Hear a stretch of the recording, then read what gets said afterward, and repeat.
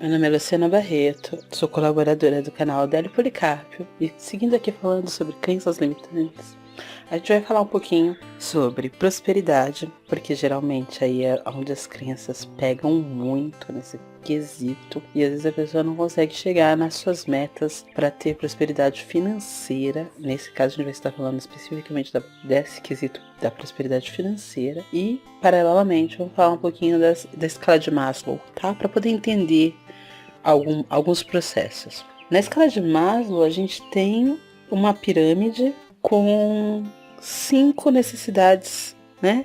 Do nível inferior ao nível superior. A primeira base da pirâmide é as necessidades fisiológicas. Quando a pessoa está nessa parte aqui, tá, gente, da necessidade fisiológica, o que é a necessidade fisiológica do ser humano? Ter comida, remédio, casa para morar, roupa para vestir. Você já tentou pensar em resolver algo com o estômago vazio? É quase impossível, gente. Também nessa parte das necessidades fisiológicas está incluído a necessidade sexual de relação, né? É onde o homem ainda pensa em comer, beber e fazer filhos, né? Procriação. Está nessa primeira base. Aí a gente olha aí para o pessoal que está nessa primeira base, vamos supor, fácil de ver. Você vai numa favela, geralmente o pessoal mais pobre tem o maior número de filhos. E eu não estou dizendo que eu sou contra ter filhos, gente. Pode ter quantos queira. Mas eles não têm nem como se alimentar, mas tem lá uma porção de filhos. E tão preocupados, né? A preocupação deles é o quê? Fazer mais sexo, comer, conseguir pôr comida ali na mesa, ter roupa para vestir e um teto em cima da cabeça. Essa é a preocupação deles. E quem está ainda nesse nível da escala tem muita dificuldade de conseguir abrir a consciência para ir para o próximo nível. O próximo nível é o quê? Conseguir ter seguridade. O que é conseguir ter seguridade? É quando você já consegue ter um trabalho, fixo ou não, mas que te dê fluxo de dinheiro para você pagar as contas, ter comida no prato, ter uma casa confortável, dar segurança para os seus filhos e para sua família. Então, quando você já chega aí, você já começa a ter tempo de pensar em fazer um curso, em estudar, em melhorar um pouquinho de nível, em comprar um carro. Ou seja, já está passando para um segundo nível. Esse nível da seguridade, você já não sente privação, você já não se sente perseguido, você não tem que estar em guerras, você não tem que estar lutando pela sobrevivência, ou seja, você já está um pouquinho mais confortável. E então você começa a passar para o segundo grupo, que é onde tem as necessidades sociais. Todo ser humano, a gente tem necessidade de pertencer a um grupo, necessidade de aceitação, necessidade de amor, né, de relacionamentos, de contar suas alegrias e etc. A família, que é o centro mais importante desse convívio social, que transmite para cada ser humano quais são lá as crenças deles em relação a isso, de relações sociais. E aí a gente vê que a mídia e os comércios se aproveitam disso, né, apelando muito em épocas como o Dia das Mães, aniversários, navidades, ou seja, na época do Natal, etc. Porque eles sabem que, como a família, no aspecto social, tem um poder muito influenciável para todos, eles utilizam-se muito disso para vender. Num quarto nível vem a necessidade de estima. Tanto dentro como fora da família, as pessoas querem ser reconhecidas pelos seus esforços.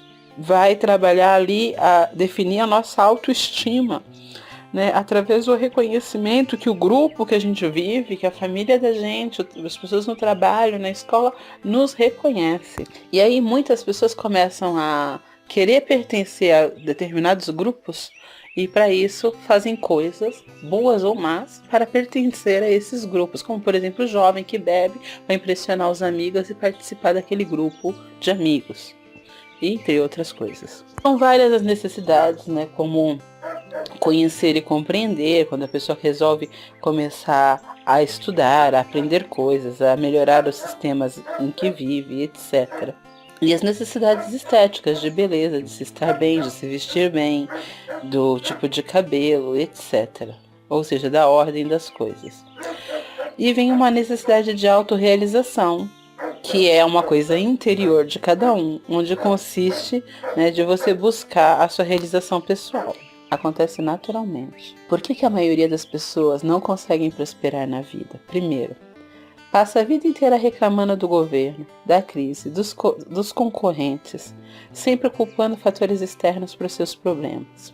Bom, primeira coisa que a gente tem que ter consciência, cada país tem um governo que merece, cada povo tem um governo que merece, porque tudo é atraído pela lei da atração. Enquanto você está pensando que tem que dar um jeitinho para tudo, burlar as leis para conseguir facilitar a tua vida, bom, você vai estar continuando atraindo governos desse tipo também. Então, a mudança, infelizmente ou felizmente, tem que começar por cada um de nós para a gente ir melhorando o nosso governo. À medida que a população vai melhorando, evoluindo mentalmente e espiritualmente, o governo daquele país também vai melhorando. Então, é um reflexo do de dentro, reflete o que está fora. Não adianta reclamar do governo, mas abençoar a presença divina dele, dos governantes, de cada governante. Vamos dizer assim, buscar melhorar a si mesmo. Eu sei que às vezes em algumas situações nos indigna, sem querer a gente acaba fazendo comentários, eu mesmo às vezes dou umas escorregadas nesse sentido,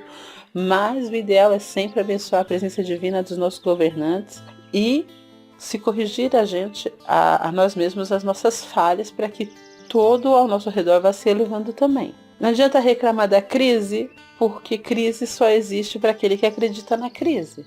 Se você começar a focar a tua vida em outra direção, a crise vai passar e você não vai participar dela. Abençoar os seus concorrentes para que eles também prosperem, porque tudo aquilo que você deseja para o outro volta para você. Não culpar as coisas externas pelos problemas que você tem, mas tentar buscar quais foram suas falhas que causaram esses problemas. Outra coisa, alimentar sentimentos, pensamentos, emoções ruins em relação ao dinheiro, à riqueza e às pessoas ricas. Ninguém pode ser rico repudiando ricos. E tem muita gente que fala, é rico porque roubou, é rico porque nasceu já em berço de ouro e sempre foi rico. Gente, se você não admira os ricos, você nunca poderá ser rica. Então, para você ter dinheiro, você tem que admirar quem tem dinheiro. Cada um tem dinheiro por lá suas razões, tá? Não temos que julgar, nós estamos aqui para isso. Outra coisa, passar a vida toda arrogantemente achando que vai resolver tudo sozinho, que vai descobrir tudo por conta própria e que não quer aprender com ninguém, quer aprender tudo sozinho. Gente, tem que ter humildade, estar aberto, ser como que é o nome da palavra que se usa? Aprendível? Eu não sei como ficaria em português. Mas ser uma pessoa que se deixa aprender. Esvaziar o copo e deixar vir novas informações. Porque um copo cheio não tem como você pôr mais informações, ele vai transbordar. Esvazia o copo de vez em quando e deixa entrar novas informações. Esvaziar o copo, gente, é esvaziar a mente. Outra coisa é aquilo que a gente vem falando sobre as crenças, os hábitos que nos limitam, que a gente deixa que governe as nossas vidas, ainda que às vezes não temos consciência disso. Então, conscientizar do que nos limita, das crenças limitantes e dos nossos hábitos negativos. Reprogramar essas crenças. Por que muita gente não vai em frente? Porque a chegar nesse ponto fica com preguiça. Não estão dispostos a se comprometer 100% consigo mesmo em mudar os arquivos, porque isso é um trabalho que tem que ser feito. É árduo, mas tem que ser feito. E se você não fizer, não vai ver a diferença. Você só vai fazer a diferença se trabalhar em si mesmo. É importante compreender que a diferença entre pessoas ricas e pobres está justamente na maneira de pensar. Pessoas prósperas são assim porque pensam como prósperas. Também precisa pensar, sentir e comportar-se como próspero para ser próspero. E ter consciência que a única coisa que nos impede de sermos pessoas prósperas e criar uma mentalidade próspera é as nossas próprias crenças limitantes sobre dinheiro e prosperidade. Geralmente as crenças negativas sobre dinheiro são as maiores sabotadoras para que nós conseguimos chegar a ganhá-lo. Nós não nascemos com essas crenças, elas são adquiridas ao longo da vida porque vão falando pra gente desde criança e isso vai incutindo na nossa mente. E assim como a gente não nasceu com elas, a gente também pode ir mudando tudo isso. Reprogramando a nossa mente. Você pode usar afirmações, você pode usar afirmações, você pode ler o livro do Poder do Subconsciente e praticar o que ele ensina lá. Você pode estar usando áudios de reprogramação mental. reprogramação subliminar. Tem vários métodos que você pode ir buscando no YouTube e já há muitas meditações que ajudam nesse sentido para reprogramar. Mas tudo isso tem que ser feito em colaboração com aquilo tudo que foi explicado antes, sobre fazer uma autoanálise, anotar quais são suas crenças limitantes, começar a trabalhar os hábitos para transformar de negativo para positivo. Ou seja, tem que ser feito em paralelo, gente. É só uma coisa provavelmente não vai resolver, porque sem mudar os hábitos, a gente não consegue criar uma nova crença. Então, porque seus hábitos negativos vão estar desmentindo o que você está ouvindo. Então, você tem que fazer a mudança de hábitos. É importante trabalhar a mudança de hábitos. Bom, gente, as afirmações para funcionarem, você tem que estar no estado de relaxamento profundo. Então, você tem que ter de 10 a 15 minutos por dia para fazer as afirmações, quando você estiver num estado de relaxamento profundo. E aí, o seu subconsciente consegue ouvir e isso vai sendo incutido lá no seu subconsciente. Mas se você não conseguir esses 15 minutos para fazer por dia, esse relaxamento para poder estar fazendo as afirmações, vai ser mais difícil de você conseguir. Então é necessária essa disciplina. Quando os bloqueios são muito grandes, às vezes a pessoa não consegue fazer a afirmação, tá, gente? E aí é importante ela usar um tipo de reprogramação subliminar. Também já se encontra algumas meditações guiadas com mensagens subliminares, tá? Que são o que eles fazem? Eles colocam lá umas ondas bionaurais e colocam frases misturadas, frases positivas, mas todas misturadas ao mesmo tempo. E aí o teu subconsciente não tem como ficar fazendo uma briga com aquilo que está entrando, porque o nosso subconsciente, como ele tem lá os paradigmas antigos, sempre tenta contestar o que está entrando de novo, porque ele não quer aceitar. Então, para não ter essa briga, a pessoa joga lá as afirmações misturadas, junto com os seus bioneurais, e aí o seu subconsciente vai recebendo as informações, mas é claro, também você tem que ter tempo de parar algum tempo e ouvir essas meditações, ou põe no fone de ouvido, enquanto vem no ônibus e tal, vai ouvindo, vamos dizer assim, aproveitar os tempos que tem, e dá para ouvir com fone de ouvido se você estiver confortável para fazer isso. Tudo exige da gente dedicação. Outra coisa que ajuda é, junto com as programações que você vai estar fazendo, através das meditações, através de ouvir, seja meditações de afirmações ou meditações subliminares, ou o tipo que você escolher para ajudar na reprogramação mental.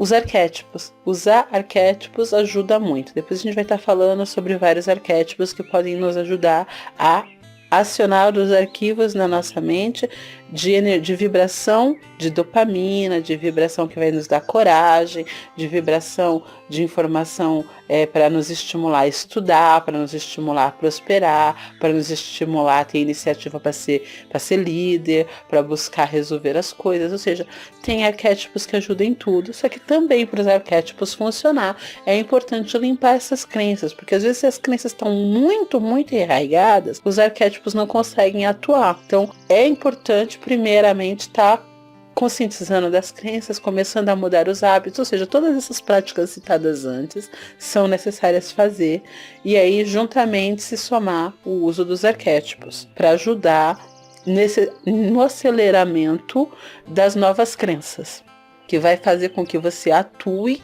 de uma maneira mais positiva diante da vida, tendo reações por parte de outras pessoas ou do meio em que vive, positivas também, para criar uma realidade positiva. Ou seja, criar a realidade que você quer e não aquela que você não quer. Que você fala, eu não quero isso, mas é o que acaba acontecendo, porque você está com arquivos errados. Então, aplicando pouco a pouco essas coisas, a gente vai conseguindo manifestar, co-criar a nossa realidade. Um prazer sempre falar com todos esses co-criadores, aprendizes de co-criadores assim como eu, que estão aprendendo a co-criar a realidade. Abençoa a centelha divina de cada um de vocês. Vamos encerrando aqui esse papo sobre crenças limitantes, e numa próxima série vamos falar dos arquétipos, ok? Namastê a todos. A centelha divina que habita em mim, sauda a centelha divina que habita em cada um de vocês.